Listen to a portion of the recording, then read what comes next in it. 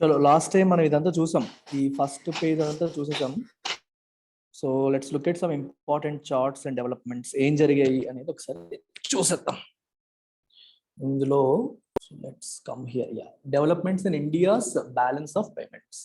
India balance of payments లో ఏంటి developments అనేది మనం చూద్దాం. సో బ్యాలెన్స్ ఆఫ్ పేమెంట్స్ మనం చూసేటప్పుడు చూడాల్సిన రెండు ఇంపార్టెంట్ అకౌంట్స్ ఏంటి? Current account, capital account. Current account, capital account చూడాలి. కరెంట్ అకౌంట్లో సర్ప్లస్ ఉందా, డెఫిసిట్ ఉందా? క్యాపిటల్ అకౌంట్లో సర్ప్లస్ ఉందా, డెఫిసిట్ ఉందా అనేది మనం చూడాలి. మీకు లాస్ట్ క్లాస్లో ఇఫ్ యూ రిమెంబర్, లాస్ట్ దాంట్లో చెప్పాను, ఇది కంట్రీ అయితే any money that is going out of country, country నుంచి బయటికి వెళ్తున్న మనీని మనం ఏమంటాం? మైనసా ప్లస్సా? Any money that goes out we denote with minus. బయటికి వెళ్తున్న మనీ ఎగ్జాంపుల్ ఏంటి? ఇఫ్ యూఆర్ ఇంపోర్ట్ చేసినప్పుడు మనీ ఎక్కడికి వెళ్తుంది? నువ్వు కొంటున్నావు, సో వస్తువులు లోపలికి వస్తున్నాయి, ఆ వస్తువులు కొనడానికి నువ్వు మనీ పే చేస్తున్నావు, that money is going out. So imports అనేవి నెగిటివ్ కింద మనం చూపిస్తాం, రైట్? అలాగే ఇండియన్స్ బయట కంట్రీల్లో ఇన్వెస్ట్మెంట్ చేశారనుకోండి, అమెరికన్ కంపెనీ షేర్స్ కొన్నారనుకోండి, అమెరికా ఇష్యూ చేసిన బాండ్స్ కొన్నారనుకోండి, అగైన్ దట్ గోస్ అవుట్, అది కూడా నెగిటివ్ కింద మనం చూపిస్తాం. బయటికి వెళ్ళేవన్నీ నెగిటివ్, లోపలికి వచ్చేవన్నీ పాజిటివ్. ఫర్ ఎగ్జాంపుల్ ఎక్స్పోర్ట్, నువ్వు ఎక్స్పోర్ట్ చేసినప్పుడు వస్తువులు బయటకు వెళ్తున్నాయి, వాళ్ళు కొంటారు, ఆ డబ్బులు నువ్వు ఇండియాకి తీసుకొస్తావు, అది పాజిటివ్. రెమిటెన్సెస్ అంటే తెలుసా మీకు? రెమిటెన్స్ అంటే అర్థం ఏంటి? మన ఇండియన్స్ దుబాయ్లో పనిచేసే వాళ్ళు, అమెరికాలో పనిచేసే వాళ్ళు, మనకి రకరకాల ప్లేసుల్లో పనిచేసే వాళ్ళు ఇంటికి డబ్బులు పంపిస్తారు చూడండి. బయట కంట్రీస్లో పనిచేస్తూ ఇంటికి పంపించే మనీని ఏమంటాం మనం? రెమిటెన్స్ అంటాం. మరి వాళ్ళు ఏం పంపిస్తారు? వాళ్ళ దగ్గర ఏముంటాయి? డాలర్స్ ఉంటాయి. డాలర్స్ కానీ లేకపోతే వేరే కరెన్సీ కానీ పంపిస్తుంటారు. అది రిజర్వ్ బ్యాంక్ దగ్గరికి వస్తాయి, వాటిని మళ్ళీ రూపీస్ కింద కన్వర్ట్ చేసుకొని ఇండియన్స్ చేతిలోకి వస్తాయి. సో రెమిటెన్సెస్ విచ్ కమ్ ఇండియాకి వస్తాయి కాబట్టి అది కూడా పాజిటివ్. అంటే ఏ ట్రాన్సాక్షన్ తీసుకున్నా అది బ్యాలెన్స్ ఆఫ్ పేమెంట్స్లో పాజిటివ్ అవుతుందా, నెగిటివ్ అవుతుందా, మీరు ఐడెంటిఫై చేయడం అనేది మీకు రావాలి. ఇది మనం మాట్లాడడం ఎక్స్టర్నల్ సెక్టర్ చాప్టర్లో డీటెయిల్డ్గా, చాలా డీటెయిల్డ్గా చెప్పారు. క్యూరియస్గా ఉన్న వాళ్ళు మొత్తం మన లాస్ట్ ఇయర్ కవర్ చేసిన ఎక్స్టర్నల్ సెక్టర్ చాప్టర్ మొత్తం మీరు చూసేయచ్చు, ముందే అయిపోతుంది. ఈ ఇయర్ మళ్ళీ కవర్ చేస్తాను ఎలాగో. సో ఇండియాలో మర్చెండైజ్ అంటే అర్థం ఏంటి? Goods. Merchandise is your goods, services కాదు. మర్చెండైజ్లో సర్వీసెస్ రావు, ఓన్లీ గుడ్స్ వస్తాయి. ఇందులో వీళ్ళు ఏం రాస్తారంటే సర్వీసెస్కి దే సే ఇన్విజిబుల్స్ అంటారు. బ్యాలెన్స్ ఆఫ్ పేమెంట్ డాక్యుమెంట్లో మీరు చదివినప్పుడు సర్వీసెస్ గురించి రాసినప్పుడు ఏం రాస్తారు? ఇన్విజిబుల్స్. సర్వీసెస్ కనిపించవు కదా బయటికి, ఇన్విజిబుల్స్ అంటారు వాటిని. Services are called invisibles. Goods ఏమంటారు? మర్చెండైజ్. గుడ్స్ అంటే వస్తువులు, వాటిని మర్చెండైజ్ అని చెప్పి అంటారు. మీకు ఆల్రెడీ చెప్పాను, ఇండియాకి ఎప్పుడు కూడా ఏముంటుంది? ట్రేడ్ డెఫిసిట్ ఉంటుందా, సర్ప్లస్ ఉంటుందా? ఇండియాకి ఎప్పుడు కూడా డెఫిసిటే. ఈవెన్ కరెంట్ అకౌంట్లో కూడా ఎప్పుడు డెఫిసిటే. అంటే majority of the time India has deficit. అంటే అర్థం ఏంటి? బయటికి వెళ్ళేదేమో ఎక్కువ ఉండడం, లోపలికి వచ్చేదేమో తక్కువ ఉండడం. సింపుల్గా బయటికి వెళ్ళేది ఎక్కువ ఉండడం, లోపలికి వచ్చేది తక్కువ ఉండడం. ఫర్ ఎగ్జాంపుల్ బయటికి వెళ్ళేది ఏంటి? ఇంపోర్ట్స్. సార్ ఎక్స్పోర్ట్స్ కదా సార్ బయటికి వెళ్ళేది అంటారు. ఎక్స్పోర్ట్స్లో గుడ్స్ బయటికి వెళ్తాయి, కానీ మనీ లోపలికి వస్తుంది. నేను మనీ పరంగా మాట్లాడుతున్నాను. When you import, money goes out. బయటికి వెళ్ళేది ఇంపోర్ట్, లోపలికి వచ్చేది export. I'm talking about money, not the flow of goods. When you're exporting, you're getting money inside. So imports ఎక్కువ ఉండి ఎక్స్పోర్ట్స్ తక్కువ ఉంటే you will have trade deficit. ట్రేడ్లో deficit అనేది వస్తుంది. అలాగే కరెంట్ అకౌంట్లో ట్రేడ్ డెఫిసిట్తో పాటు ఇన్విజిబుల్స్ కూడా చూడాలి. ఇన్విజిబుల్స్ అంటే ఏంటి? సర్వీసెస్లో కూడా ఓవరాల్గా పాజిటివ్ ఉందా, నెగిటివ్ ఉందా? సర్వీసెస్ అంటే మీకు ఒక ఎగ్జాంపుల్ తీసుకుంటే ట్రావెల్ తీసుకోండి.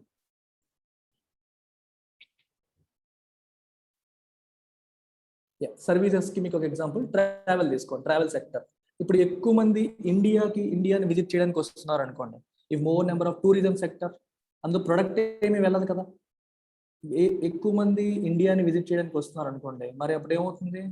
ఇండియాకి వస్తున్నారంటే ఇండియాలో వాళ్ళు ఖర్చు పెట్టాల్సిన రూపాయలు, వాళ్ళ దగ్గర ఉండేవి డాలర్లు. సో డాలర్లు ఇచ్చి రూపాయలు తీసుకుంటారు. సో ఇన్విజిబుల్స్ పాజిటివ్, లోపలికి వస్తున్నాయని అర్థం. ఇండియన్స్ బయట దేశాలకు ఎక్కువగా విహారయాత్రలకు వెళ్తున్నారు అనుకోండి, అదేమో నెగిటివ్. మన వాళ్ళు బయటికి వెళ్ళడం ఎక్కువ ఉండి బయట వాళ్ళు లోపలికి రావడం తక్కువ ఉంది అనుకోండి, అప్పుడు ఏమవుతుంది, ఇన్విజిబుల్స్ లో ట్రావెల్ సెక్టర్ మీకు నెగిటివ్ అవుతుంది. ట్రావెల్ సెక్టర్, అలాగే IT sector, information technology sector, ఇది కూడా సర్వీసెస్. ఇండియా ఎక్కువగా ఇన్ఫర్మేషన్ టెక్నాలజీ, ఐటీ సర్వీసెస్ ని ఎక్స్పోర్ట్ చేస్తుంది. ఎక్స్పోర్ట్ చేయడం అంటే అర్థం ఏంటి, ఫిజికల్ గా ఫ్లైట్ ఎక్కించి పంపిస్తారా సర్వీసెస్ కి? లేదు. ఒక అమెరికన్ కంపెనీ వాళ్ళ యొక్క వర్క్ ని ఇండియాలో ఉన్న కంపెనీకి అసైన్ చేస్తుంది. ఇండియా బెంగళూరులో కూర్చొని ఇండియన్స్ వర్క్ చేస్తారు. వర్క్ చేసేటప్పుడు వాళ్ళ అకౌంట్ లో పంపించేస్తారు మనకి. సో ఇప్పుడు మనం ఏం చేసినట్టు, సర్వీసెస్ ని ఎక్స్పోర్ట్ చేసినట్టు, అంటే ఫిజికల్ గా ఫ్లైట్ ఎక్కించి ఎక్స్పోర్ట్ చేసినట్టు కాదు, విదేశాలకు చెందిన వర్క్ ని మన వాళ్ళు ఇక్కడ నుండి చేసేసారు. That means you have done the work required for foreign countries. So services export చేసినట్టు. ఇవి కూడా మీరు చూడాలి. ఇవన్నీ కలిపితే మీకు కరెంట్ అకౌంట్ వస్తుంది. ఒకసారి చూసేద్దాం అన్ని. ఇది ఇండివిజువల్ గా ఏ కమోడిటీస్ లో పాజిటివ్ ఉంది, వేటిల్లో నెగిటివ్ ఉంది అనే ఆస్పెక్ట్ చూడండి. డ్రగ్ ఫార్ములేషన్స్ మీకు రఫ్ గా చూడండి. ఫార్మాసిటికల్కి సంబంధించినవన్నీ కూడా ఎక్స్పోర్ట్స్ చూడండి. ఇక్కడ ఇది ఎక్స్పోర్ట్స్, ఇంపోర్ట్స్, రెండింటికి మధ్య డిఫరెన్స్ ట్రేడ్ బ్యాలెన్స్. ఎక్స్పోర్ట్స్ కి ఇంపోర్ట్స్ కి డిఫరెన్స్ మీకు ట్రేడ్ బ్యాలెన్స్. ఎక్స్పోర్ట్స్ ఎలా ఉన్నాయి చెప్పండి, ఇక్కడ 10.6, ఇంపోర్ట్స్ ఏమో 1.5, డిఫరెన్స్ ఎంత 9, అప్రాక్సిమేట్గా 9. ఇది పాజిటివ్ ఉందా నెగిటివ్ ఉందా? పాజిటివ్ ఉంది. ఎందుకు పాజిటివ్ ఉంది? ఎక్స్పోర్ట్స్ ఎక్కువ ఉన్నాయి, ఇంపోర్ట్స్ ఏమో తక్కువ ఉన్నాయి కాబట్టి. సారీ, ఇది ఎక్స్పోర్ట్స్ ఎక్కువ, ఇంపోర్ట్ తక్కువ కాబట్టి పాజిటివ్ ఉంది. నెగిటివ్ ఒకసారి చూడండి, ఇక్కడ ఉంది నెగిటివ్. నెగిటివ్ అంటే అర్థం ఏంటి మీకు, ఇంపోర్ట్స్ ఎక్కువ, ఎక్స్పోర్ట్ తక్కువ. చూడండి, ఇంపోర్ట్స్ 8 ఉంది, ఎక్స్పోర్ట్స్ ఎంత ఉన్నాయి 6.4 ఉన్నాయి. ఇంపోర్ట్స్ ఏమో 8, ఎక్స్పోర్ట్స్ ఏమో 6.4, అందుకే -1.6. Get it? Iron and steel విషయంలో మనకి నెగిటివ్, అంటే మనం ఇంపోర్ట్ చేసుకునేది ఎక్కువ ఉంది, ఎక్స్పోర్ట్ చేసేది తక్కువ ఉంది. అలాగే బాస్మతి రైస్ విషయంలో మనం ఎక్స్పోర్ట్ చేసేది ఎక్కువ ఉంది, ఇంపోర్ట్ చేసేది ఏం లేదు. పెట్రోలియం ప్రొడక్ట్స్ లో కూడా మనం ఇంపోర్ట్ చేసేదేమో 18 ఉంది, ఎక్స్పోర్ట్ చేసేదేమో 28.5. ఇలా డిఫరెంట్ కమోడిటీస్ మీరు చూడొచ్చు. Marine products, gold, jewellery, you can check it out. Crude oil తీసుకోండి. క్రూడ్ ఆయిల్ ఏమో ఇంపోర్ట్, ఎక్స్పోర్ట్ ఏం లేదు, అంతా ఇంపోర్టే. పెట్రోలియం ప్రొడక్ట్ వేరు, అంటే పెట్రోల్ తర్వాత దాని నుంచి తయారు చేసేది వేరు. కానీ క్రూడ్ ఆయిల్ విషయంలో మొత్తం అంతా మనది ఇంపోర్టే, ఎక్స్పోర్ట్ లేదు. ఇది ఒకటి important aspect. Merchandise trade balance with major countries, అంటే వేరే దేశాలతో మన ట్రేడ్ బ్యాలెన్స్ పాజిటివ్ ఉందా నెగిటివ్ ఉందా? ఇప్పుడు యుఎస్ఏతో తీసుకున్నారనుకోండి, ఎక్స్పోర్ట్స్ అంటే ఇండియా యుఎస్ఏకి చేసిన ఎక్స్పోర్ట్స్ ఎంత, $35.6 బిలియన్ US$, 35.6 ఎక్స్పోర్ట్స్. ఇంపోర్ట్స్ ఎంత, 25. ఇవే 2019-20, 2021 చూడండి, లేకపోతే 2021 ఫిగర్స్ చూస్తే ఎక్స్పోర్ట్స్ ఏమో 31.3, ఇంపోర్ట్స్ ఏమో 16.3. సో ట్రేడ్ బ్యాలెన్స్ ఎంత, ప్లస్. అంటే యుఎస్ఏతో మనకి ఎలా ఉంది, పాజిటివ్ ఉంది. చైనాతో చూడండి -25.2. మైనస్ ఉందంటే అర్థం ఏంటి చెప్పండి? What is the meaning that you have a negative trade balance with China? చైనాతో నెగిటివ్ ట్రేడ్ బ్యాలెన్స్ ఉంది అంటే మీనింగ్ ఏంటి మీరే చెప్పండి. I will wait for your answer. What is the meaning? You have negative trade balance with China అంటే meaning ఏంటి? What does this indicate? Imports are more than exports. మీరు ఒకసారి verify చేసేయండి. చైనాతో మనకు ఇంపోర్ట్స్ ఎంత, 38.8 2021లో. ఎక్స్పోర్ట్స్ ఎంత, 13.6. 38 ఏమో ఇంపోర్ట్స్, అంటే ఇంపోర్ట్ చేసుకునేది ఎక్కువ ఉంది, ఎక్స్పోర్ట్ చేసేదేమో తక్కువ ఉంది. కాబట్టి నీకు నెగిటివ్ ట్రేడ్ బ్యాలెన్స్ ఉంది. ఎప్పుడు కూడా చార్ట్స్ చూసినప్పుడు భయపడకూడదు. అంటే మనకి న్యాచురల్ టెండెన్సీ ఈ నెంబర్లు, ఫిగర్లు, ఇన్ని పేజ్ చూస్తే భయం వేస్తుంది. కానీ that's where you can learn more. ఎంత చదివే బదులు ఒక్క చార్ట్ చూస్తే మొత్తం వచ్చేస్తుంది. సో చార్ట్స్ చూడడానికి ఎప్పుడు భయపడకండి.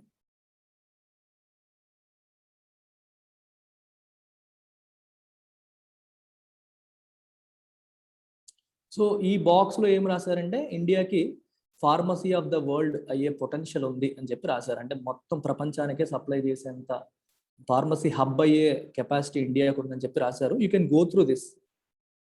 ఒక్క సెక్టర్ గురించే మొత్తం ఉంది.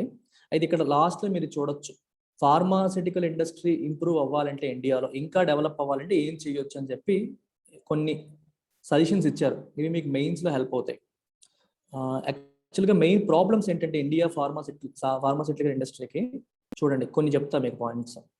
ఇండియా ఎక్కువగా ఎక్స్పోర్ట్ చేసేది ఎవరికో తెలుసా? యుఎస్కి. ఫార్మాలో మేజర్ ఎక్స్పోర్ట్స్ మనకు ఓన్లీ యుఎస్కి ఎక్కువ అవుతున్నాయి. అందుకే నేను సలహా ఏం చెప్పాడు? Broaden the base in terms of markets. Only యుఎస్కే కాదు, వేరే దేశాలకు కూడా మనం ఎక్స్పోర్ట్ చేసేలాగా, వేరే దేశాల్లో కూడా ఎక్స్పోర్ట్ చేసేలాగా మార్కెట్ని పెంచుకోవాలి, బ్రాడెన్ చేసుకోవాలని చెప్పారు. ఇది ఒకటి. రెండవది, ఇండియా ఎక్కువగా చేసే ఎక్స్పోర్ట్స్ జెనరిక్ డ్రగ్స్. అంటే ఒక పర్టికులర్ టైప్ ఆఫ్ డ్రగ్స్ని ఎక్కువగా ఎక్స్పోర్ట్ చేస్తూ ఉంటుంది. దానికి వీళ్ళు ఇచ్చే సలహా ఏంటి? Pursuing opportunities in newer product classes. Only generic డ్రగ్సే కాకుండా gene therapy, speciality drugs, biosimilars, అవి ఏంటని మీరు తెలుసుకోవాల్సిన అవసరం లేదు. అంటే జెనరిక్ డ్రగ్సే కాకుండా వేరే వాటి మీద కూడా మనం ఎక్కువగా ఫోకస్ చేయాలి, ఎక్కువ R&D చేయాలి, వేరే కంట్రీస్కి ఎక్కువగా ఎక్స్పోర్ట్ చేయాలి, రైట్ అనేది ఒకటి. మామూలుగా రెగ్యులేటరీ మన కెపాసిటీస్ని వాటిని అప్గ్రేడ్ చేసుకోండి. ఇది కామన్గా చెప్తారు. ఇండస్ట్రీస్ అప్గ్రేడ్ చేయాలి, కెపాసిటీ అప్గ్రేడ్ చేయాలి. అండ్ జనరిక్ డ్రగ్స్తో పాటు కొత్త రకమైన కెమికల్స్ వచ్చేటట్టు R&D ఎక్స్పెండిచర్ పెంచాలి, రీసెర్చ్ అండ్ డెవలప్మెంట్లో ఎక్కువ ఖర్చు పెట్టాలి. ఇంకో సలహా. ఇవన్నీ చేస్తున్నారు ఇందులో. ఇంతే, ఈ 3 సలహాల కింద ఇచ్చారు. సో ఇందులో ఈ మొత్తం దాంట్లో ఈ ఒక్క పోర్షన్ మీకు బాగా ఇంపార్టెంట్. ఓకే. అయితే ఇండియాకి ఇంకొక ప్రాబ్లం ఉంది, ఇది కూడా చూడండి. ఇండియా మీకు ఓవరాల్ చెప్పాను, ఇప్పుడు జెనరిక్ డ్రగ్స్ తయారు చేస్తుందని చెప్పాను. ఈ జెనరిక్ డ్రగ్స్కి అవసరమైన రా మెటీరియల్ ఉంది చూడండి. వీటిని ఏమంటారంటే APIs అంటారు, యాక్టివ్ ఫార్మాసిటికల్ ఇంగ్రీడియంట్స్. ఇవి చైనా నుంచి తెప్పించుకుంటుంది. అంటే అర్థం ఏంటి? ఇండియా ఇన్ని ఎక్స్పోర్ట్స్ చేస్తున్నా మనం తయారు చేసే జెనరిక్ డ్రగ్స్ యొక్క రా మెటీరియల్ మళ్ళీ చైనా నుండి తెప్పించుకోవాల్సిన పరిస్థితి. So you have a higher dependency on China for రా materials. This is another problem. So అందుకని ఆ రా మెటీరియల్ కూడా ఇండియాలోనే తయారు చేసేసుకుంటే, అలా తయారు చేసేలాగా మనం ఇండస్ట్రీస్ని ఎంకరేజ్ చేస్తే బాగుంటుంది అనేది అనదర్ ఆస్పెక్ట్ అన్నమాట. ఇక్కడ మీకు ఈ పాయింట్ కూడా రాశారు చూడండి, ఇక్కడ రాశారు, there is a disproportionate dependence on India pharma exports to USA plus generics మీద ఎక్కువ ఆధారపడుతున్నాం, అమెరికా మీదే ఎక్కువ ఆధారపడుతున్నాం. అందుకని గవర్నమెంట్ ఏం చేసింది? To get over this challenge, pharmaceutical drugs have been identified as one of the 10 key sectors for introducing production-linked incentive scheme for enhancing India's manufacturing capabilities and experts. Production-linked incentive scheme మీకు చెప్తాను, ఇందులోనే ఇదే దాంట్లో లాస్ట్లో రాశారు. అంటే ఏంటంటే మీరు ఎక్కువ, ఫర్ ఎగ్జాంపుల్ ఎవరైనా సరే 10 tons నార్మల్గా ప్రొడ్యూస్ చేస్తున్నారు అనుకోండి, స్టీల్ కావచ్చు ఏదైనా కావచ్చు. వీళ్ళు అంటారు మీరు అడిషనల్ 5 tons చేయండి, మీకు ఇన్సెంటివ్స్ ఇస్తాను, మీరు అడిషనల్ 2 tons చేయండి, మీకు ఇన్సెంటివ్స్ ఇస్తాను. అంటే బెనిఫిట్స్, మీకు ఏదో ట్యాక్స్ తగ్గిస్తానో లేకపోతే నేను తిరిగి రిఫండ్ ఇస్తానో గవర్నమెంట్ వాళ్ళు ఎంకరేజ్ చేస్తుంది. ఎందుకు ఎంకరేజ్ చేస్తుంది? So that they will produce more. As of today వాళ్ళు ప్రతి సంవత్సరం 10 tons ప్రొడ్యూస్ చేస్తున్నారు.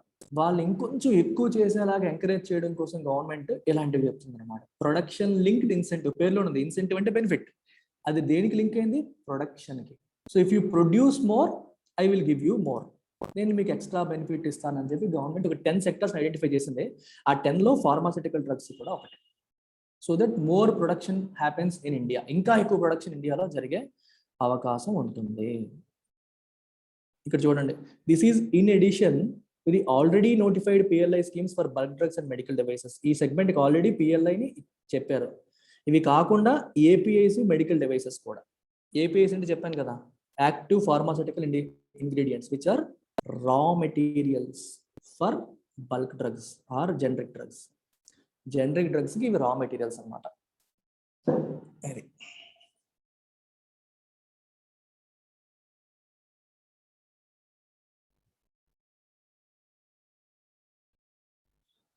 ఇది ఇండియాకి బంగ్లాదేశ్కి comparison. If you want to go through it, you can go through. ఎందుకంటే బంగ్లాదేశ్ యొక్క గ్రోత్ రేట్ ఇండియా కన్నా ఎక్కువ ఉంది. ఇది 8.6% ఉంది బంగ్లాదేశ్ యొక్క గ్రోత్ రేట్ లాస్ట్ ఫ్యూ ఇయర్స్లో. మనది కొంచెం కంపారిటివ్గా తక్కువ ఉంది. కేస్ స్టడీ లాగా మీరు చదవచ్చు. ఇందాక మీకు చెప్పాను ఇన్విజిబుల్స్ అని. Invisibles include what? సర్వీసెస్. ఏం రాశారు చూడండి, net services receipts amounting to $41.7 billion remain stable in April to September 2020. ఇంతకు ముందేమో 40.5 billion. సర్వీసెస్ రిసీవ్డ్స్ ఎలా ఉన్నాయి? ఎప్పుడు కూడా మనం గుర్తుపెట్టుకోండి, ఇండియాలో సర్వీసెస్ సెక్టర్ ఎప్పుడు కూడా పాజిటివే. అందుకే ఇక్కడ ఏం రాశాడు, నెట్ అని రాశాడు. నెట్ అంటే అర్థం ఏంటి, మన వాళ్ళు చేస్తున్న ఎక్స్పోర్ట్స్, సర్వీసెస్లో ఉన్న ఎక్స్పోర్ట్స్ అంటే అర్థం ఏంటి, పాజిటివ్. సర్వీసెస్ ఎక్స్పోర్ట్ చేస్తున్నాం అంటే మనీ లోపలికి వస్తున్నట్టు కదా, పాజిటివ్. అలాగే మన వాళ్ళు రిసీవ్ చేసుకుంటున్న సర్వీసెస్ అంటే మనీ బయటకు వెళ్తుంది, నెగిటివ్. ఎప్పుడు కూడా సర్వీసెస్ ఇండియాకి సర్ప్లస్ ఉంటుంది. ఐటీఏ ప్రిడామినెంట్ సెగ్మెంట్, మీ అందరికీ తెలిసిందే. సాఫ్ట్వేర్ సర్వీసెస్ ప్రపంచంలో అన్ని కంట్రీస్కి కూడా ఇండియా అందిస్తారు. So India gets lot of foreign currency there. అలాగే రెమిటెన్సెస్ కూడా ఇన్విజిబుల్స్ లో భాగమే. రెమిటెన్స్ అంటే అర్థం ఏంటి, ఏం చెప్పాను ఇందాక, మన ఊరోడు ఒకడు దుబాయ్ వెళ్ళిపోయాడు, దుబాయ్లో పని చేస్తున్నాడు. దుబాయ్లో ఏమొస్తాయి, దిరామ్సా, దుబాయ్ కరెన్సీ ఏంటో చూసుకోండి. అక్కడ నుంచి మనకి పంపించాడు, మనీ పంపించాడు. సో రెమిటెన్సెస్ అంటాం. రెమిటెన్సెస్ కూడా ఎప్పుడు మనకి పాజిటివ్గానే ఉంటాయి. ఇక్కడ భారతదేశానికి చెందిన వాళ్ళు బయట దేశాలకు వెళ్ళి పనిచేయడం ఎక్కువ, అంతేకాని బయట దేశాల వాళ్ళు మన దేశంలో పనిచేయడం తక్కువ. బయట దేశం వాడు మన దేశంలో పనిచేసి మన దగ్గర సంపాదించి బయటికి పంపించేస్తున్నాడు అనుకోండి, అది రెమిటెన్సెస్ లో నెగిటివ్. మన దేశంలో వాడు బయట దేశాల్లో పనిచేస్తూ ఆ డబ్బులు ఇండియాకి పంపిస్తున్నాడు అనుకోండి, అది రెమిటెన్సెస్ లో పాజిటివ్. అర్థమైందా మీకు? రెమిటెన్స్ అర్థమైందా అందరికి? Say yes or no. Have you understood remittance?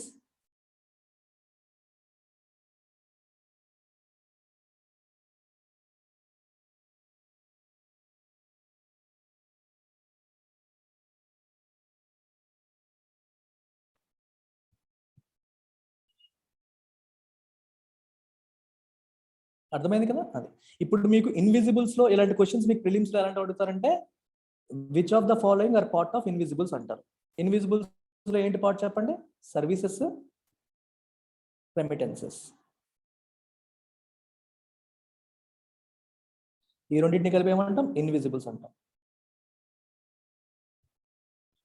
Trade లో ఏవి పార్ట్? ట్రేడ్ లో ఏంటి? Exports, imports. వీటన్నిటిని కలిపి ఏమంటారు? Current account. ఇప్పుడు మీరు చూడండి, ఒక ఎగ్జాంపుల్ చెప్తాను. ఎక్స్పోర్ట్స్ వచ్చి ఇండియాకి 100 crores. ఎక్స్పోర్ట్స్కి పాజిటివ్ పెడతామా నెగిటివ్ పెడతామా? మీరే చెప్పండి. ఎక్స్పోర్ట్స్ పాజిటివా నెగిటివా?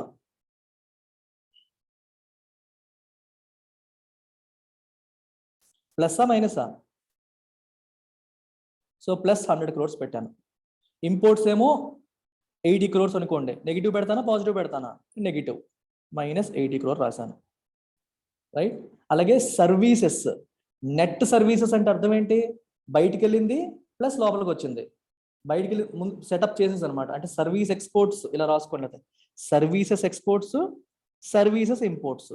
సర్వీస్ ఎక్స్పోర్ట్స్ ఏమో 50 crores అనుకోండి ప్లస్, సర్వీస్ ఇంపోర్ట్స్ ఏమో 20 crores అనుకోండి మైనస్. ఈ రెండింటిని కలిపి ఏమంటారు?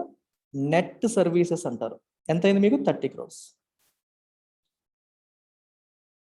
ఈ రెండింటిని కలిపి ఏమంటారు?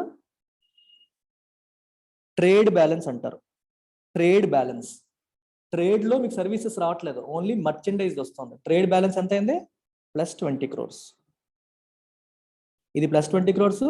నెట్ సర్వీసెస్ ఏమో +30 crores అనుకోండి. తర్వాత ఏముంది? Net remittances. రెమిటెన్సెస్ లో ఏం రాస్తాం? ఇండియా నుంచి బయటికి వెళ్ళేది, బయట దేశం నుంచి లోపలికి వచ్చేది. లోపలికి వచ్చేది ఎక్కువ ఉండి బయటికి వెళ్ళేది తక్కువ అయితే నెట్ రెమిటెన్సెస్ పాజిటివ్ అవుతుంది. ఇది ఒక 10 crores వేసుకోండి. ఇప్పుడు మీకు కరెంట్ అకౌంట్ సర్ప్లస్ డెఫిసిట్ అంటే ఏం చెప్తారు? సర్ప్లస్సే. ఇక్కడేమో ఈ రెండు కలిపి +20 అయిపోయింది, ఈ రెండు కలిపి +30 అయిపోయింది, ఇదేమో 30 అయిపోయింది. 120 + 30 + 10 ఎంత అయింది? 60 +60 crore అంటాం. You will say current account surplus. It is not deficit, it is surplus. Surplus అని చెప్పి అంటాం. ఇలా మన గవర్నమెంట్ క్యాలిక్యులేట్ చేస్తుంది అన్నమాట. సర్వీసెస్ అన్ని కలిపి కరెంట్ అకౌంట్ అయిపోయింది. అయితే ఈ సంవత్సరం ఏమైందంటే, గత సంవత్సరం ఏమైందంటే ట్రేడ్ బ్యాలెన్స్ నెగిటివ్ ఉంది, పాజిటివ్ లేదు. ట్రేడ్ బ్యాలెన్స్ నెగిటివ్ అంటే అర్థం ఏంటి? ఓవరాల్ గా ఇంపోర్ట్స్ కి డిఫరెన్స్ నెగిటివే ఉంది, పాజిటివ్ కాదు. అంటే ఇంతకుముందు ఎక్కువ ఉండేది డెఫిసిట్, ఇప్పుడు తగ్గింది. డెఫిసిట్ తగ్గింది, so it is still negative. కానీ నెట్ సర్వీసెస్ రిసిప్ట్స్ ఏమో బాగా పాజిటివ్ ఉంది, రెమిటెన్సెస్ కూడా పాజిటివ్ ఉంది. ఈ రెండు ఈ నెగిటివ్ కంటే ఎక్కువ ఉన్నాయి. ఈ రెండు నెగిటివ్ కంటే ఎక్కువ ఉండడం వల్ల ఓవరాల్ గా కరెంట్ అకౌంట్ సర్ప్లస్ అయింది. ఓవరాల్ గా కరెంట్ అకౌంట్ అనేది సర్ప్లస్ అయింది. Is that clear to everyone? ఏమేమి ఇంక్లూడ్ అయ్యాయి, ఎలా క్యాల్కులేట్ చేయాలి?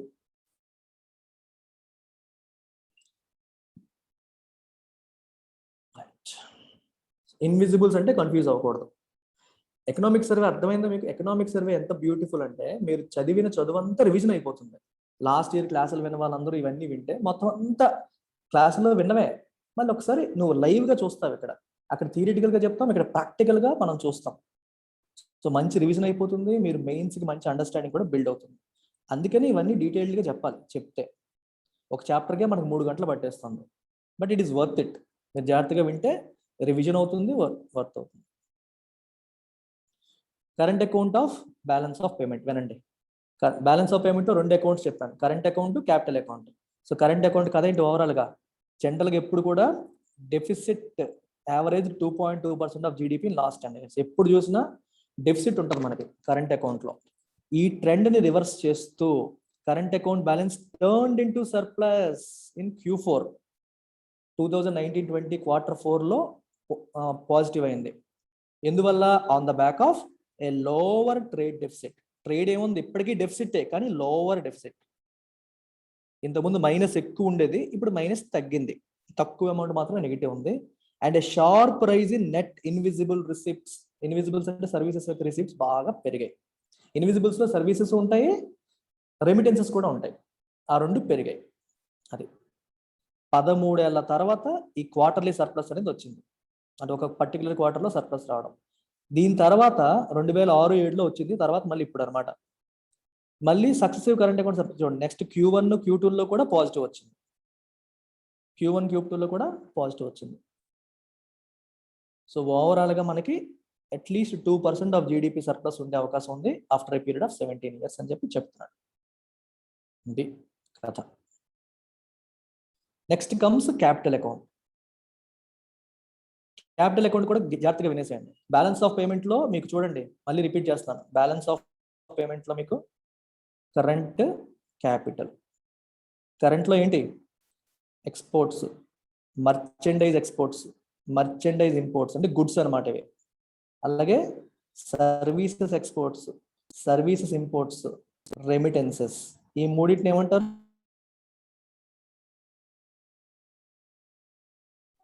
ఇన్విజిబుల్. ఈ రెండింటిని కలిపిన డేటాను ఏమంటారు? Trade balance. వాటిని ట్రేడ్ బ్యాలెన్స్ అని అంటారు. మరి క్యాపిటల్ అకౌంట్లోకి ఏమొస్తాయి? క్యాపిటల్ అకౌంట్లో మీకు ఏమొస్తాయంటే లోన్స్. అంటే మన వాళ్ళు ఎక్స్టర్నల్ కంట్రీస్ నుంచి లోన్స్ తీసుకున్నారనుకోండి, ఇది క్యాపిటల్ అకౌంట్లోకి వస్తుంది. అలాగే FDI, విదేశీ కంపెనీలు మన దేశంలో ఇన్వెస్ట్మెంట్ చేశారనుకోండి, బిజినెస్ ఇన్వెస్ట్మెంట్ చేశారనుకోండి, అది లోపలికి వస్తుంది. FPI అంటే ఫారిన్ పోర్ట్ఫోలియో ఇన్వెస్ట్మెంట్. అంటే మన దేశంలో ఉన్న కంపెనీ షేర్స్లో కానీ బాండ్స్లో కానీ విదేశీ ఇన్వెస్టర్స్ మొదలు పెట్టారనుకోండి, అది FPI కిందకి వస్తుంది. డైరెక్ట్గా కంపెనీస్లో ఇన్ ద సెన్స్ అంటే కంపెనీస్లోనే పార్ట్నర్షిప్ తీసుకొని వచ్చారనుకోండి, అది FDI. అంటే జనరల్గా 10% లోపు అయితే FPI అంటాం, మోర్ దాన్ 10% ఇన్వెస్ట్మెంట్ చేస్తే FDI అని చెప్పి కేటగరైజ్ చేస్తారు. ఇవన్నీ ఏమవుతాయి మీకు? ఏం చెప్పాను? All these are part of capital account. ఇవన్నీ మీకు క్యాపిటల్ అకౌంట్ కిందకి వస్తాయి. క్యాపిటల్ అకౌంట్ ఇండియాకి ఎప్పుడు సర్ప్లస్సే ఉంటుంది. ఎందుకు? India is a emerging country, developing country కదా. సో కాబట్టి విదేశీయులు మన దేశంలో పెట్టుబడులు ఎక్కువ ఉంటాయి. మన వాళ్ళు విదేశాల్లో పెట్టుబడి పెట్టేంత సీన్ మన వాళ్ళకి అంతగా లేదు. ఎవరో ఒకళ్ళిద్దరు తప్పితే ఎక్కువగా బయట నుంచి మన దేశానికి వచ్చే పెట్టుబడులు ఎక్కువ ఉంటాయి, మన దేశం నుంచి బయటికి వెళ్ళే పెట్టుబడులు తక్కువ ఉంటాయి. అలాగే మన వాళ్ళు తీసుకునే లోన్సే ఎక్కువ ఉంటాయి, మన వాళ్ళు అప్పులు ఇచ్చేదానికంటే అప్పులు తీసుకునేది ఎక్కువ ఉంటుంది. సో ఆ రకంగా కూడా ఇన్ఫ్లో ఎక్కువ ఉంటుంది మనకి. ఫారిన్ కరెన్సీ ఇన్ఫ్లో అనేది ఎక్కువ ఉంటుంది. మీకు 2020-21లో ఎస్పెషల్లీ జియో, మీరు న్యూస్ పేపర్లో చూసుంటే, జియో వాడు ఫేస్బుక్తో ఒక డీల్ చేసుకున్నాడు, జియో వాడు మైక్రోసాఫ్ట్తో ఒక డీల్ చేసుకున్నాడు, రైట్? జియో వాడు గూగుల్తో ఒక డీల్ చేసుకున్నాడు. ఇంకా జియో వాడు ఇంకా చాలా మందితో ఏం చేశారంటే he sold stakes. Jio, Reliance వాళ్ళ జియో ఏం చేసింది? వాటాలను అమ్మేసింది. ఫేస్బుక్ కొంత, మైక్రోసాఫ్ట్ కొంత, గూగుల్ కొంత, వేరే వాళ్ళ కొంత అమ్మేసింది. ఇప్పుడు చెప్పండి, ఇది క్యాపిటల్ అకౌంట్ కింద వస్తుందా, కరెంట్ అకౌంట్ కింద వస్తుందా?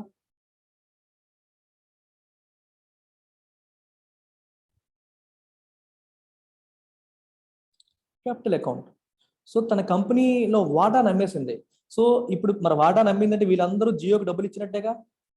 మరి జియో ఇండియా బేస్డ్ కంపెనీ కదా, వీళ్ళందరూ డబ్బులు ఇచ్చినప్పుడు అదంతా ఇండియాకి inflow. All that is inflow. ఇండియాకి అది ఇన్ఫ్లో కింద వచ్చేసింది. సో అందుకనే ఒక్క జియో కాపాడేసింది లాస్ట్ ఇయర్. మన గవర్నమెంట్ గొప్పగా చెప్పుకుంటుంది, కానీ entire FDI was supported by Jio last year. Jio అంతగా మనల్ని సపోర్ట్ చేసింది లాస్ట్ ఇయర్. అంటే అంత ఎక్కువ వాళ్ళ యొక్క స్టేక్స్ అమ్మడం, విదేశీ కంపెనీస్ అన్ని జియోలో పెట్టుబడులు పెట్టడం అనేది జరిగింది. సో క్యాపిటల్ అకౌంట్ జనరల్ గానే సర్ప్లస్, మనకి ఎప్పుడు సర్ప్లస్ అని ఉంటుంది. ఈ సంవత్సరం ఎలా ఉందని నెంబర్స్ కూడా మీరు చూడొచ్చు. ఇక్కడ నెంబర్స్ రాశారు. You don't need to mug up all the numbers, just take a look. ఒక ట్రెండ్ మీరు బ్రాడ్ గా గుర్తుపెట్టుకోండి. Net capital flows. నెట్ అంటే అర్థం ఏంటి? లోపలికి వచ్చేవి మైనస్ బయటికి వెళ్ళేవి. లోపలికి వచ్చేవి మైనస్ బయటికి వెళ్ళేవి నెట్ ఎంత ఉంది? $16.5 బిలియన్ ఉంది. హెచ్1 అంటే అర్థం ఏంటి? Half year. ఈ పదాలన్నీ చూడగానే పట్టేయాలి. Q1 అంటే 3 months, ఒక క్వార్టర్. Q అంటే ఏప్రిల్, మే, జూన్, 3 months అనమాట Q1. Q2 July, August, September, Jos అంటారు. Q3 OND, October, November, December. Q4 Jan, Feb, March, JFM. Month యొక్క మొదటి అక్షరంతో పిలుస్తారు, ఈజీగా మీకు గుర్తుంటుంది. AMJ, Jos, OND, JFM. 3 నెలలు. H1 అంటే ఎప్పటి నుంచి ఎప్పటి వరకు? ఏప్రిల్ నుంచి. ఫైనాన్షియల్ ఇయర్ ఎప్పుడు స్టార్ట్ అవుతుంది? ఏప్రిల్ నుంచి సెప్టెంబర్ వరకు. ఇది H1. H2 అంటే అక్టోబర్ నుంచి మార్చ్ వరకు. H2. ఇంతకుముందు ఎంత ఉండేది? $40 బిలియన్ FY 1920లో. అప్పుడు $40 బిలియన్ నుంచి ఇక్కడికేమో 16.5, అంటే తగ్గింది. పాజిటివే ఉంది, కానీ లాస్ట్ ఇయర్తో పోలిస్తే తగ్గింది. ఎందువల్ల అంటే చాలా మంది రీపేమెంట్స్ చేస్తారంట ఎక్స్టర్నల్ కమర్షియల్ బారోయింగ్స్. అంటే మన వాళ్ళు ఇది ఒక పదం చూసుకోండి, ఎక్స్టర్నల్ కమర్షియల్ బారోయింగ్. ఇలాంటి పదాలు మీకు అడుగుతారు. ఎక్స్టర్నల్ కమర్షియల్ బారోయింగ్ అంటే అర్థం ఏంటి? ఇండియాలో ఉన్న కంపెనీ బయట కంట్రీల్లో ఉన్న బ్యాంక్, ఫారిన్ బ్యాంక్ దగ్గర లోన్ తీసుకుంది అనుకోండి. ఇఫ్ ఇట్ టేక్స్ లోన్, ఇది ఇండియన్ బ్యాంక్ కాదు, ఫారిన్ బ్యాంక్. సో దీన్ని ఏమంటాం? ఎక్స్టర్నల్, బయటది. కమర్షియల్ ఎందుకు? కంపెనీ కదా, corporate company. Borrowing, corporate company అని చెప్పడం కోసం కమర్షియల్, అప్పు తీసుకుంటుందని చెప్పడానికి బారోయింగ్. బయట కంట్రీకి చెందిన బ్యాంకుల నుంచి కాబట్టి ఎక్స్టర్నల్, ECB అంటారు. మీకు డౌట్ రావచ్చు, మన దేశంలో తీసుకోకుండా బయట దేశాల్లో ఎందుకు సార్ తీసుకోవడం? బయట దేశాల్లో అయితే మళ్ళీ ఎక్స్చేంజ్ రేట్తో తలనొప్పి ఉంటుంది కదా, అక్కడ డాలర్స్తో తీసుకుని డాలర్స్లో ఇవ్వాలి కదా అని. ఇక్కడ ఏముంటుందంటే ఒక లింక్. ఇండియాలో మనకి వడ్డీ రేట్లు 10%, 15%, 16% ఈ రకంగా ఉంటాయి. బయట దేశాల్లో, దట్టు డెవలప్డ్ కంట్రీస్లో వడ్డీ రేట్లు 2%, 3% ఉంటాయి. దానివల్ల ఏం చేస్తారంటే Indian companies they prefer taking loans from foreign banks. అన్నీ కాదు, కొన్ని. నీకు వడ్డీ తక్కువ అవుతుందని చెప్పి. అయితే ఇక్కడ రిస్క్ ఏంటి? You have to take it in dollars and again repay it in dollars. నువ్వు తిరిగి రీపే చేసే టైంకి డాలర్తో పోలిస్తే రూపీ విలువ తగ్గిపోయింది అనుకోండి, నీకు లాస్. ఆ రకంగా దెబ్బ అయిపోతుంది.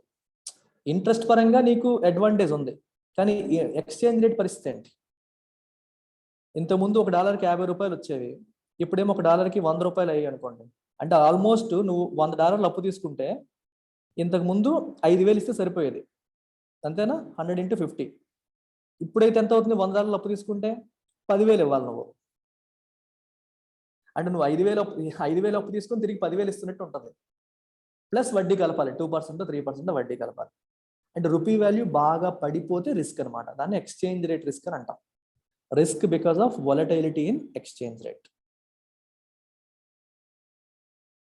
So I'm covering so many things. మీరు ఫాస్ట్గా అర్థం చేసుకునే ప్రయత్నం చేయండి. కాకపోయినా పర్లేదు, మీకు బేసిక్స్ ఇంకా బిల్డ్ అయితే ఇంకా బాగా అర్థం అవుతాయి.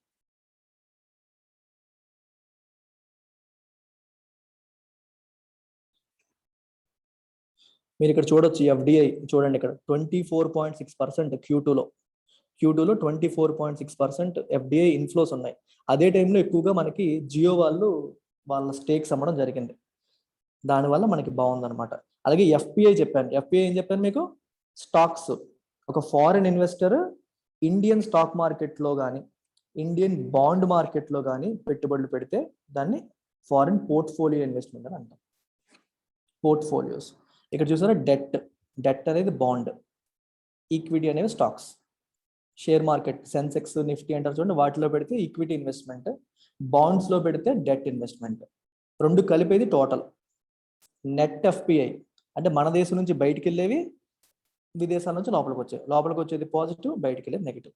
బయటికి వెళ్ళమంటే అర్థం ఏంటి? ఇండియాలో ఉన్నవాడు ఎవడన్నా అమెరికన్ కంపెనీ కొన్నాడు అనుకోండి షేర్స్, అది బయటికి వెళ్ళినట్టు.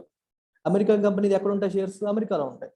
అక్కడికి వెళ్ళి మీరు కొన్నట్టు, అది బయటికి వెళ్ళినట్టు. అమెరికన్ ఇన్వెస్టర్ ఇండియాకి వచ్చి కొన్నాడు అనుకోండి, అది పాజిటివ్. సో లోపలికి వచ్చేది మైనస్, బయటికి వెళ్ళేది నెట్ ఎలా ఉంది? ఇక్కడ పాజిటివ్ ఉంది. Q3లో బాగుంది, Q3లో బాగుంది, Q2లో కూడా బాగానే ఉంది, Q1లో నెగిటివ్ ఉంది, Q1లో బాగాలేదు. సో పోర్ట్ఫోలియో ఇన్వెస్ట్మెంట్ ఓవరాల్గా పెరిగింది.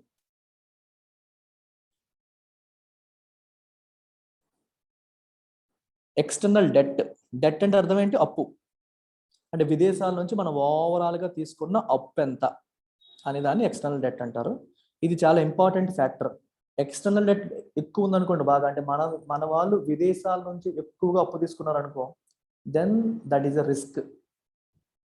అప్పు ఉండాలి, అంటే అప్పు వల్ల మనకు ఉపయోగం ఉంటుంది, తక్కువ వడ్డీకి వచ్చినప్పుడు తీసుకోవచ్చు. కానీ అప్పు బాగా పెరిగిపోయిందంటే రిస్క్. ఎందుకు రిస్క్ అంటే అవి ఫారిన్ కరెన్సీలో మనం తీసుకుంటాం, ఇండియన్ కరెన్సీలో కాదు. విదేశాల నుండి తీసుకునే అప్పు ఎలా ఉంటుంది? ఫారిన్ కరెన్సీలో. మళ్ళీ పే చేసేటప్పుడు కూడా ఫారిన్ కరెన్సీలోనే పే చేయాలి. అంటే నీ దగ్గర ఫారెక్స్ రిజర్వ్స్ సఫిషియెంట్ ఉండాలి. ఇండియా దగ్గర సఫిషియెంట్ ఫారెక్స్ రిజర్వ్స్ అనేవి ఉండాలన్నమాట. సో ఇండియా యొక్క డెట్ ఎంత చూడండి, $556.2 బిలియన్ ఉంది.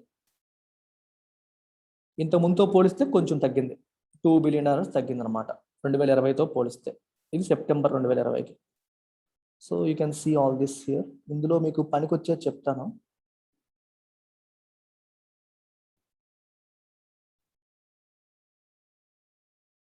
ఇది చూడండి, external debt to GDP ratio చూస్తారు, 21.6% పెరిగింది. చార్ట్ ఉంటుందండి, చార్ట్లో చూపిస్తాను.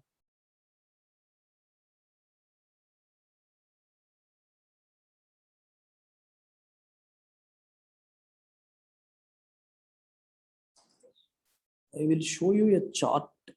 Right.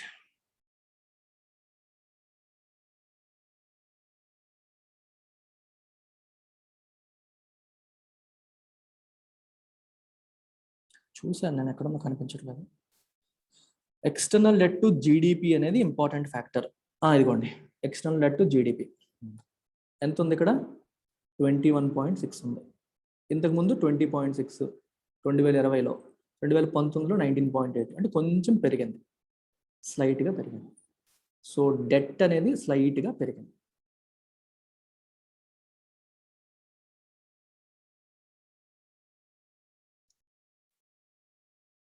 ఇక్కడ ఇది చూడండి ఒకసారి. Theoretical literature suggest kind of Laffer curve relationship between foreign debt and growth. Foreign debt has a positive impact on investment and growth up to a certain threshold. Beyond this level, its impact turns adverse. Laffer curve అంటే తెలుసు ఎవరికైనా? What is the meaning of Laffer curve? What does it indicate?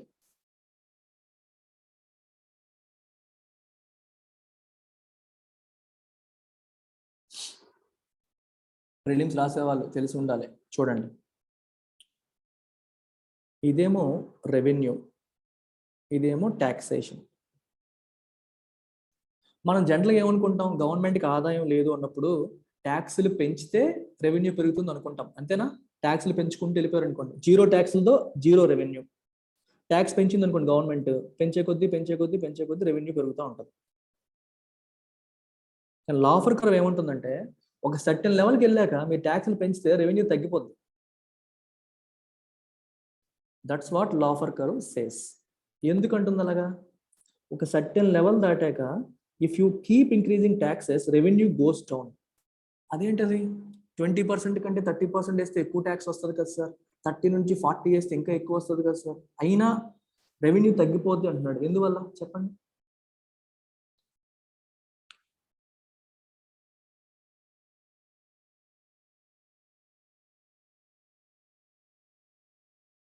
Guess చేయండి కనీసం. Why? Tax avoidance అనేది ఒక reason, అసలు ఇన్వెస్ట్మెంట్సే చేయరు. Tax avoidance అనేది ఒక రీజన్, అంటే ఎక్కువ ట్యాక్స్ వేసేసారు అని నువ్వు గవర్నమెంట్ మోసం చేస్తుందనే ఫీలింగ్తో అవాయిడ్ చేస్తావు పే చేయడం, ఒక రీజను. రెండోది అసలు బిజినెస్ పెట్టరు కూడా. You will not even start businesses. ఇప్పుడు నీకు 100 రూపాయలు వస్తే 50 రూపాయలు గవర్నమెంట్కి ఇచ్చేయాలంటే నువ్వు ఎందుకు బిజినెస్ పెడతావు? నీకు వర్కౌట్ అవ్వదు. It doesn't even work out. నేను ఎంత పెట్టుబడి పెట్టాను, ఎంత కష్టపడ్డాను, నేను ఎంత సంపాదిస్తున్నాను, వచ్చిందంతా గవర్నమెంట్కి ఇచ్చేయాలంటే నాకేం వస్తుంది, వచ్చిందంతా గవర్నమెంట్కి ఇస్తే నాకేం వస్తుంది అని చెప్పి పీపుల్ విల్ స్టాప్ ఇన్వెస్టింగ్. అలా ఇన్వెస్ట్మెంట్స్ తగ్గించేసి బిజినెసెస్ తగ్గిపోతే నీకు రెవెన్యూ తగ్గిపోతుంది. ఒక సర్టెన్ లెవెల్ దాటాక ట్యాక్స్లు పెంచినా సరే రెవెన్యూ పెరగదు కదా, తిరిగి తగ్గుతుంది అని చెప్పేది లా ఆఫ్ వర్కర్. సిమిలర్గా వీళ్ళు ఏమంటున్నారు, ఫారెన్ డెట్ గ్రోత్. చూడండి, ఇప్పుడు ఇండియాలో కంపెనీస్ ఇది డెట్, ఫారెన్ డెట్, ఇదేమో గ్రోత్. నువ్వు అప్పు తీసుకుంటూ ఉన్నావు అనుకో ఫారెన్ కంపెనీస్ నుంచి, అప్పు తీసుకునే కొద్దీ నీకు ఏమవుతుంది, గ్రోత్ వస్తూ ఉంటుంది. అప్పు తీసుకుంటే గ్రోత్ ఎందుకు వస్తుంది? నువ్వు అప్పు తీసుకుంటే డబ్బులు వస్తాయి, డబ్బుల్ని నువ్వు ఇన్వెస్ట్ చేస్తావు. ఏం చేస్తావు? You will invest in your business. కొత్త బిజినెస్ పెడతావు, ఉన్న బిజినెస్ ఎక్స్పాండ్ చేస్తావు, దానివల్ల గ్రోత్ వస్తున్నట్టే కదా. More goods and services are getting produced. So growth వస్తూ ఉంది. ఒక లెవెల్ వరకు బాగానే ఉంటుంది. కానీ నువ్వు ఇంకా అప్పుల పాలు అయిపోయావు అనుకో, అప్పుల పాలు అయిపోతే ఫర్దర్ నువ్వు ఎంత బిజినెస్లో ఎంత సంపాదించినా సంపాదించిందంతా పాత అప్పులు తీర్చడానికి అయిపోతుంది. అర్థమైందా? నువ్వు ఎంత సంపాదించు పాత అప్పులు తీర్చడానికి అయిపోతుంది. కాబట్టి నువ్వు ఫ్రెష్గా ఇన్వెస్ట్మెంట్ చేయడానికి నీకు మోటివేషన్ పోతుంది. ఫర్ ఎగ్జాంపుల్, నేను కొత్తగా అప్పు తీసుకుని బిజినెస్ పెడతాను, మళ్ళీ ఇంకొంచెం ఎక్స్పాండ్ చేస్తాను, దాని నుంచి వచ్చే డబ్బులన్నీ కూడా పాత అప్పుకే పోతాయి అంటే నీకు రూపాయి కూడా మిగలదు అంటే నువ్వు ఎందుకు పెడతావు ఇన్వెస్ట్మెంట్? అందుకే అప్పులు కూడా ఒక సర్టెన్ లెవెల్ వరకే ఉండాలి, థ్రెషోల్డ్ అంటాం దాన్నే. ఇది లా ఫర్ కర్వ్ లాగే, ఒక లెవెల్ దాటాక నీకు రివర్స్ అయిపోతుందని చెప్తున్నాడు. డెట్ ఒక పర్టికులర్ లెవెల్ దాటిపోతే మీకు రివర్స్ అయిపోతుంది, దానివల్ల బెనిఫిట్ కంటే నష్టం ఉంటుంది. ఇక్కడ ఏం రాశాడు చూడండి, ఇక్కడ foreign debt growth. Foreign debt has a positive impact on investment and growth up to a certain threshold. Beyond this level it's impact turns adverse. Adverse అంటే నెగిటివ్. ఇంపాక్ట్ అనేది నెగిటివ్ అయిపోతుంది అని చెప్పారు.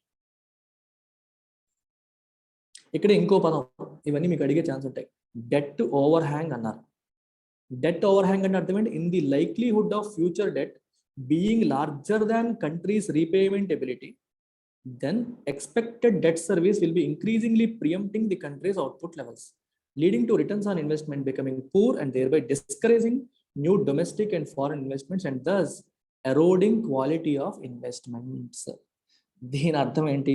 కష్టపడకండి, ఇందాక చెప్పిన మాట, డెట్ ఓవర్ హ్యాంగ్ అంటే మన అప్పు అనేది డెట్ అనేది రీపేమెంట్ కెపాసిటీకి మించిపోతే, రీపేమెంట్ కెపాసిటీ అంటే అర్థం ఏంటి చెప్పండి? Money generated from the business, మన దగ్గర ఉన్న బిజినెస్ నుంచి మనం జనరేట్ చేసే మనీయే మన రీపేమెంట్ కెపాసిటీ. ఈ డబ్బులు వస్తేనే కదా రీపే చేస్తాం, డబ్బు లేకపోతే ఎలా రీపే చేస్తాం? So repayment capacity should be more than your debt service.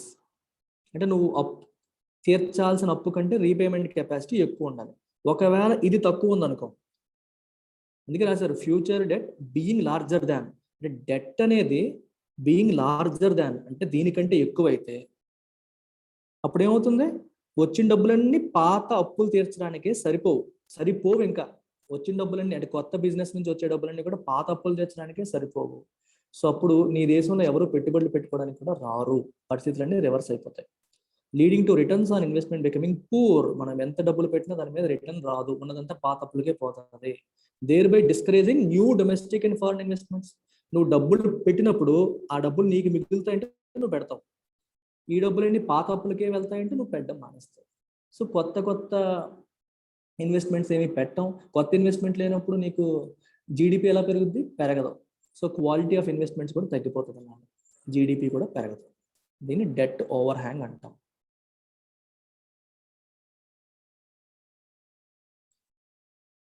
ఇక్కడ రాశారు చూడండి, India's external debt to GDP ratio has been well below optimal zone. మరీ మనకి ఎక్కువ ఏం అప్పు లేదు, ఆప్టిమల్ గానే ఉంది ఓవర్ ద ఇయర్స్. ఇంతకుముందు 38.7% ఉండేది మార్చ్ 1992లో, అలాగే మార్చ్ 2006కి 17.1 లెవెల్కి తగ్గింది. ఇప్పుడేమో 21.6 దగ్గర ఉంది, అప్రాక్సిమేట్గా 21.6%. చైనా తప్పితే మిగిలిన అన్ని దేశాలు కూడా మనకంటే ఎక్కువ రేషియోతోనే ఉన్నాయి. అంటే మనం కంఫర్టబుల్ గానే ఉన్నాం, భయపడాల్సిన అవసరం లేదని చెప్తున్నారు. మీకు ఇక్కడ రాశాడు, ఇది ఆప్టిమల్ జోన్. ఈ జోన్లో ఉంటే ఆప్టిమల్. అంటే 35% కంటే లోపు ఉంటే మంచిదే. ఇండియా ఎంత ఉంది? 21.6 ఉంది. External debt to GDP ratio అనేది 35% లోపు ఉంటే మంచిదని, ఇండియా కంఫర్టబుల్ గానే ఉందని రాశాడు. ఒక్క చైనాయే మనకంటే తక్కువ ఉంది. మిగిలిన బ్రెజిల్ కానీ, ఇండోనేషియా కానీ, మెక్సికో కానీ ఇవన్నీ మనకంటే పైనే ఉన్నాయి. అవి కూడా ఎమర్జింగ్ నేషన్స్. అవన్నీ కూడా మనకంటే ఎక్కువ ఉన్నాయి. Overall BOP. ఓవరాల్ బిఓపిలో ఏముంటాయి చెప్పండి? ఇప్పుడే నేర్చుకున్నాం. కరెంట్ అకౌంట్, క్యాపిటల్ అకౌంట్ రెండు కలిపి వచ్చేస్తాయి. FDI, ECB, banking capital, other capital. FPI, trade, forex reserves, CAB, current account balance, ఇవన్నీ కలిపి ఓవరాల్గా కూడా మనకి ఏముంది? BOP surplus. India has been experiencing current account surplus along with robust capital account surplus. రెండు ఉండడం వల్ల మనకి ఏమవుతుంది? బ్యాలెన్స్ ఆఫ్ పేమెంట్స్ సర్ప్లస్ వస్తుంది. మీకు చార్ట్ చూపిస్తాను చూడండి. చాలా పెద్ద చాప్టర్ అది, రేపు కూడా చెప్పాలి మీకు. ఇక్కడ లాస్ట్లో ఎనెక్స్చర్లో రాశాడు. ఎన్ని చదువుతున్నానో మీకోసం. నేను ఎగ్జామ్ రాసేస్తే బెటర్ ఏమో. చూడండి, balance of payments, overall balance ఏమేమి ఉన్నాయి చూస్తారా? అన్ని ఒకసారి పైన చూసేయండి. మర్చెండైజ్ ఎక్స్పోర్ట్స్, ఇంకా మర్చెండైజ్ ఇంపోర్ట్స్, మర్చెండైజ్ ట్రేడ్, ఇవి చూడండి చాలు. ఇండివిజువల్గా మరి చూడక్కర్లేదు. ఎక్స్పోర్ట్స్, ఇంపోర్ట్స్, ట్రేడ్ ఇందాక చెప్పాను కదా అలాగా. ఇన్విజిబుల్స్, నెట్ ఇన్విజిబుల్స్. ఇన్విజిబుల్స్ ఏముంటాయి? 6, 7, 8 ఉంటాయి. ఇన్విజిబుల్స్లో 6, 7, 8 ఏమేమి ఉన్నాయి? Services, transfers, income. ఇన్కమ్ అంటే ఏంటి చెప్పండి? Can you tell me what is income? Income అంటే చెప్పగలరు ఎవరైనా? లాస్ట్ క్లాస్లో చెప్పాను, ఎవరికైనా గుర్తుంటే చెప్పండి. What is the meaning of income? ఇన్విజిబుల్స్లో ఇన్కమ్ కూడా ఉంటుంది, మీకు చెప్పలేదు అది. Can you guess? ఒక ఎగ్జాంపుల్ కూడా చెప్పాను మీకు.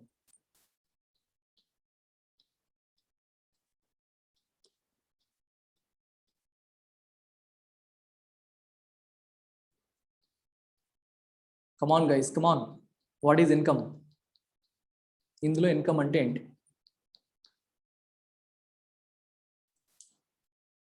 చూడండి, మర్చిపోయినట్టున్నారు. ఒక ఇండియన్ ఫారిన్ కంట్రీలో ఇన్వెస్ట్మెంట్ చేశాడు, బిజినెస్ పెట్టాడు. బిజినెస్ పెట్టినప్పుడు మనీ బయటికి వెళ్తుంది కదా, మనీ బయటికి వెళ్తుంది. ఇది మనం ఏమంటాం? క్యాపిటల్ అకౌంట్లో నెగిటివ్. క్యాపిటల్ అకౌంట్లో నెగిటివ్ రాస్తాం. మరి ఇక్కడ నువ్వు బిజినెస్ పెట్టినప్పుడు ఇక్కడ ప్రాఫిట్ వస్తుందిగా. ఈ ప్రాఫిట్ ఏం తీసుకొస్తావు? ఇండియాకి తీసుకొచ్చేస్తావు. ఇండియాకి ఇది ఏంటి? Positive. This money is coming in.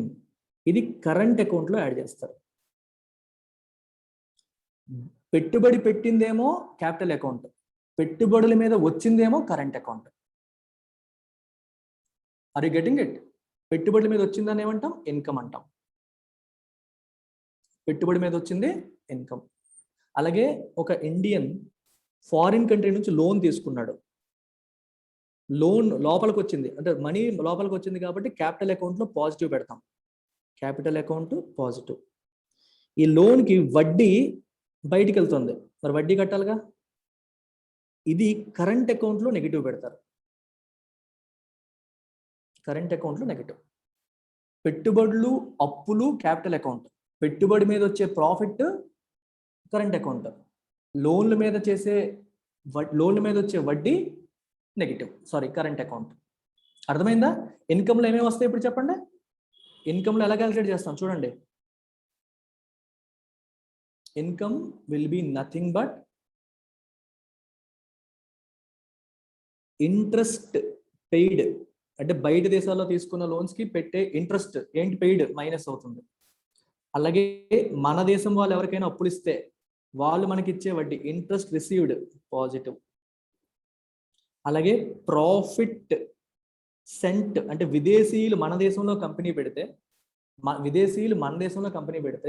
ఆ కంపెనీ మీద వచ్చే ప్రాఫిట్ బయటికి వెళ్ళిపోద్ది, సో నెగిటివ్. ప్రాఫిట్ రిసీవ్డ్, మన దేశం వాళ్ళు బయట దేశంలో కంపెనీ పెడితే ఆ కంపెనీ మీద వచ్చే ప్రాఫిట్ లోపలికి వస్తుంది, పాజిటివ్. వీటన్నిటిని కలిపితే నెట్ ఇన్కమ్. నెట్ ఇన్కమ్ ఏం చెప్పాడు, మైనస్ ఉంది. ఈ సంవత్సరం కూడా -9.3, 2021 ఎక్కడ ఉంది. నెట్ ఇన్కమ్ నెగిటివ్ ఉంది.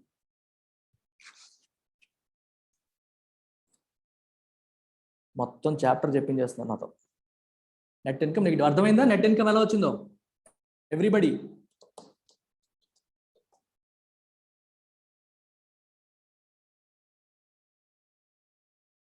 గుడ్. సో ఓవరాల్గా కరెంట్ అకౌంట్ ఇది ఎంత ఉంది, 15.5 ప్లస్ ఉంది. ఇంతకుముందు ఎప్పుడు చూడండి అన్ని సంవత్సరాలు నెగిటివ్సే, ఆల్మోస్ట్ ఎవ్రీ ఇయర్ నెగిటివ్. ఈ 2020 Q4 నుంచి చెప్పాను మీకు, Q4 నుంచి పాజిటివ్ అయిందని. ఈ ప్రతి క్వార్టర్లో కూడా నెగిటివే, ఇక్కడ నుంచి పాజిటివ్ అయింది కరెంట్ అకౌంట్ నెట్. అలాగే క్యాపిటల్ అకౌంట్ నెట్ ఇక్కడ వచ్చింది. క్యాపిటల్ అకౌంట్లో చూసారా, foreign direct investment, foreign investment, అప్పులు, లోన్లు, బ్యాంకులు, ఇవన్నీ రకరకాలు వస్తాయి. ఇది ఎప్పుడు పాజిటివే, జనరల్గా చూడండి ఎప్పుడు పాజిటివే, ప్రతి క్వార్టర్లో కూడా పాజిటివ్ ఉంటుంది, ఇప్పుడు కూడా పాజిటివ్ ఉంది.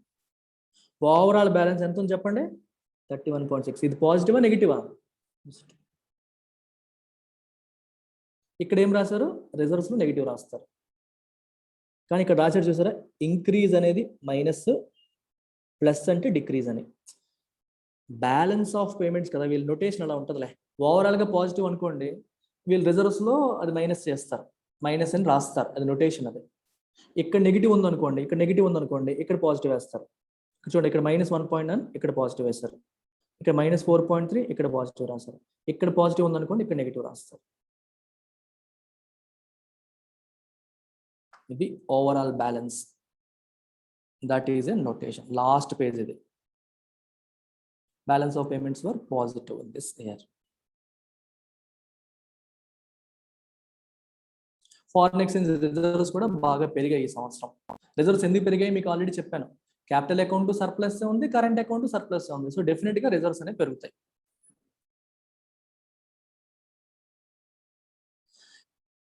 ఇది రేపు చెప్తా, హెవీ అయిపోతుంది అప్పటికే. So I talk about initiatives. ఇది మీకు మెయిన్స్, ప్రిలిమ్స్ రెండు రకాలుగా ఇంపార్టెంట్. ట్రేడ్ ఫెసిలిటేషన్ అంటే ఏంటి, రెమిషన్ ఇది మీకు ఇంపార్టెంట్, రీసెంట్గా వచ్చింది. RODTEP అంటే ఏంటి, అలాగే PLI స్కీమ్ ఆల్రెడీ చెప్పేశాను, మళ్ళీ ఉంది, అదేంటి, ట్రేడ్ రిలేటెడ్ లాజిస్టిక్స్ ఏంటి, ఇవి చూడండి. Infrastructure initiatives, Bharatmala Pariyojana, Sagarmala, multi modal logistics, dedicated freight కేర్, ఇవన్నీ కూడా రేపు కవర్ చేస్తాం. డిజిటల్ ఇనిషియేటివ్స్, మీరు ఒక్క ఎకనామిక్స్ సరిగ్గా చదివితే గవర్నమెంట్ స్కీమ్స్, ఇనిషియేటివ్స్ అన్ని కవర్ అయిపోతాయి. నేను లాస్ట్ ఇయర్ అందుకే ఎకానమీ చెప్పేటప్పుడు ఈ స్కీమ్స్ అన్ని ఇందులో చెప్దామని ఆగిపోయాను. ఇవన్నీ కవర్ అయిపోతున్నాయి. చూడండి LPPT, will talk about all these tomorrow. And WTOతో ఇండియా ఎంగేజ్మెంట్, ఇది కొంచెం మీకు కాంప్లికేటెడ్గా ఉంటుంది, కేర్ఫుల్గా వినండి, మిస్ అవ్వకండి. వే ఫార్వర్డ్ కూడా ఇచ్చేసాడు. చలో టేక్ కేర్, బాయ్. కుదిరితే ఇవి చదువుకొని రండి ఒకసారి. If possible just go through these things. ఇవి చదువుకొని రండి, ఇక్కడ నుంచి చదవండి. బాయ్.